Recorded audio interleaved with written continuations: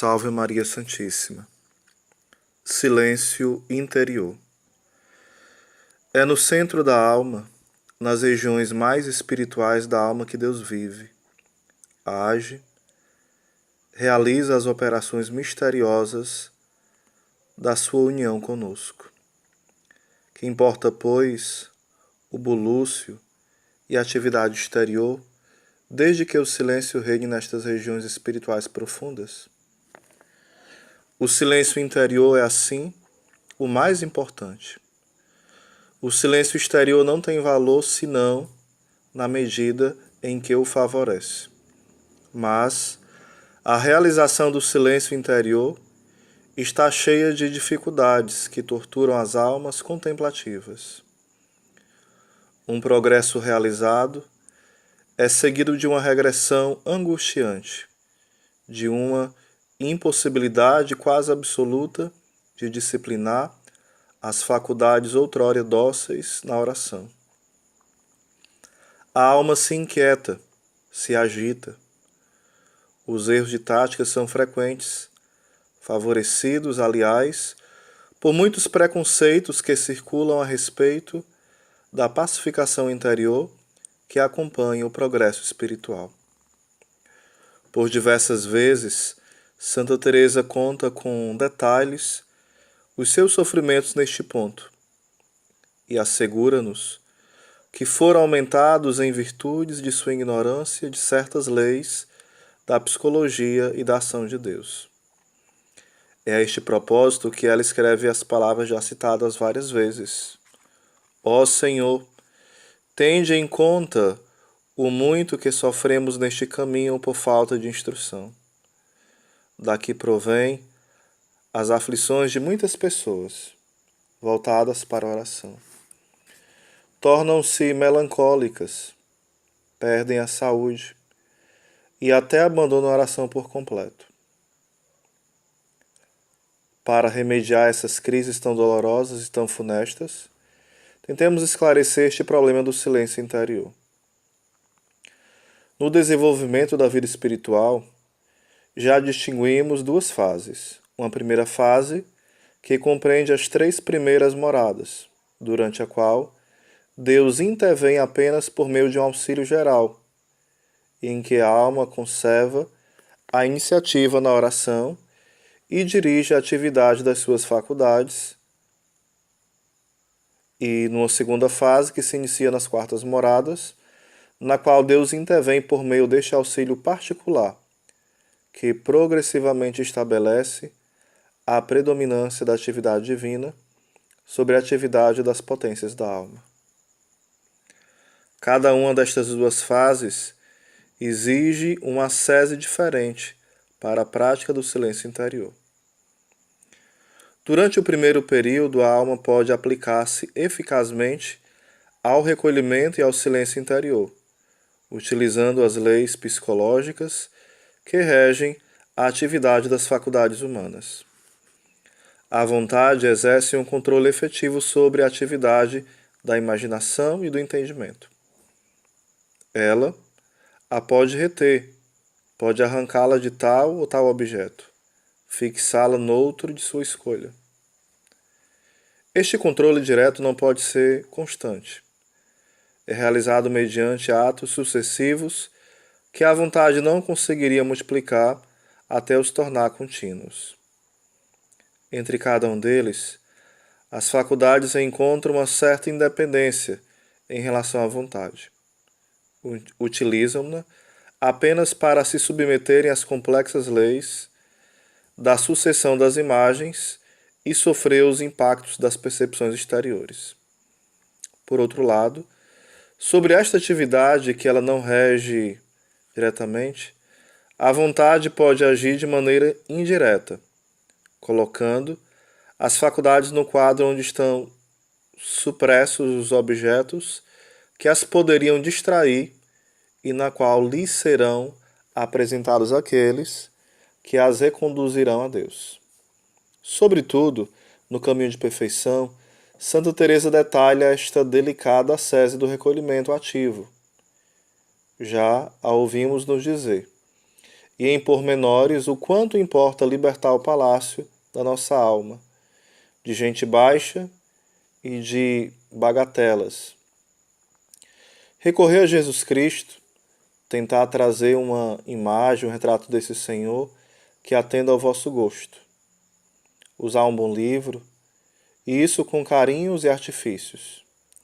E ainda fazer perseverantes esforços para adquirir uma facilidade habitual para entrar no recolhimento ativo.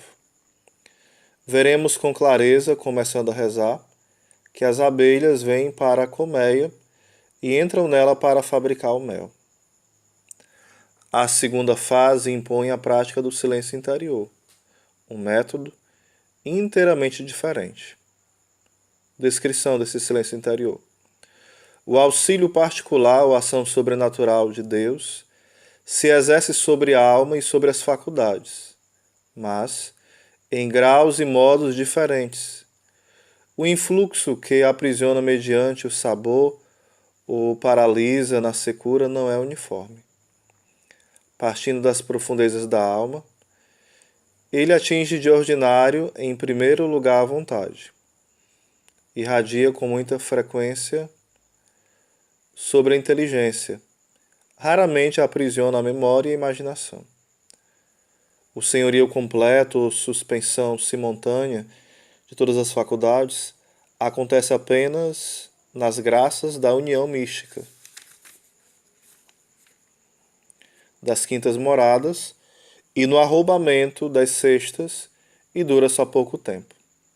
Pelo contrário, o influxo sobre a vontade pode prolongar-se por bastante tempo, numa suave oração de quietude ou de recolhimento passivo que também atinge os sentidos.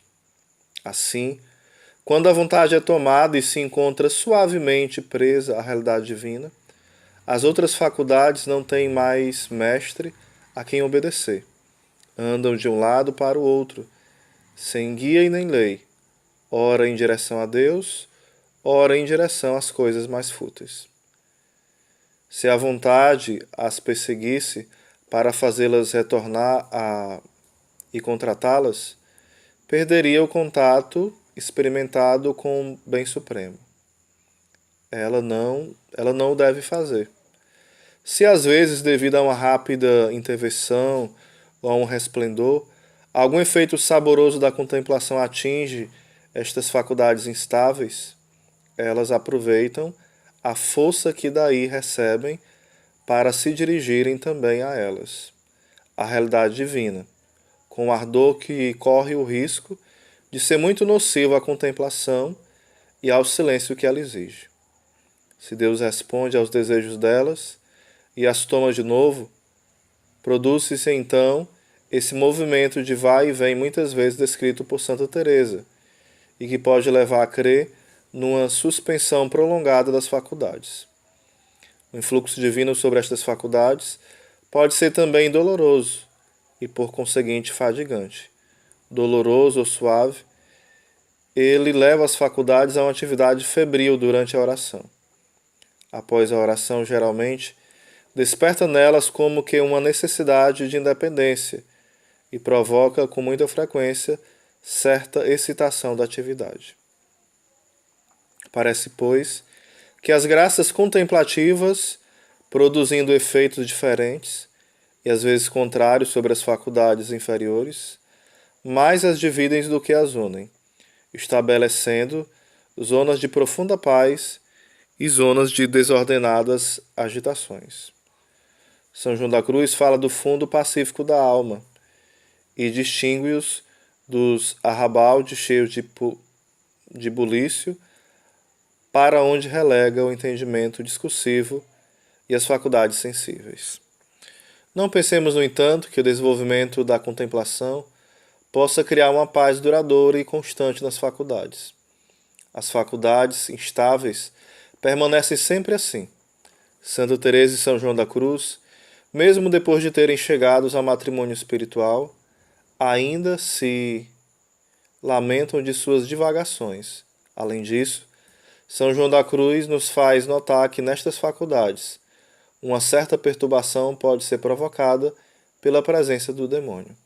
Talvez saibamos por experiência como é agudo e angustiante o sofrimento provocado por essa dualidade e essa agitação nas faculdades no momento em que a alma aspira com ardor à paz silenciosa e ao repouso da união perfeita. Escutemos Santa Teresa em suas descrições sempre tão sugestivas. Há ocasiões em que me vejo incapaz de concentrar o pensamento em Deus ou em alguma coisa boa. Não consigo ter oração, mesmo estando em solidão. Vejo que o entendimento e a imaginação são o que me prejudica aqui, pois tenho a impressão de que a vontade está boa e pronta para todo bem.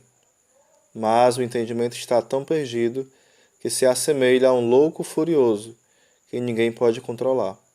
Só consigo acalmá-lo pela duração de um credo. Há pouco tempo, aconteceu-me passar 8 dias com a impressão de não haver em mim, nem poder haver, conhecimento da minha dívida para com Deus, nem recordação das suas graças. Fiquei com a alma tão excessiva e absolta, não sei em que, nem como, não com maus pensamentos, mas incapaz de voltar-se para os bons, que ria de mim mesmo e me alegrava ao ver a baixeza de uma alma quando Deus não age continuamente nela. Embora lance lenha e faça o pouco que pode, a alma não consegue atear o fogo do amor de Deus. Pela grande misericórdia divina, ainda há alguma fumaça para que a alma entenda não está a chama de todo apagada. Contudo, só o Senhor pode voltar a acendê-la. Nesse caso, ainda que a alma se mate de soprar e de arrumar a lenha, parece que tudo abafa o fogo, ainda mais.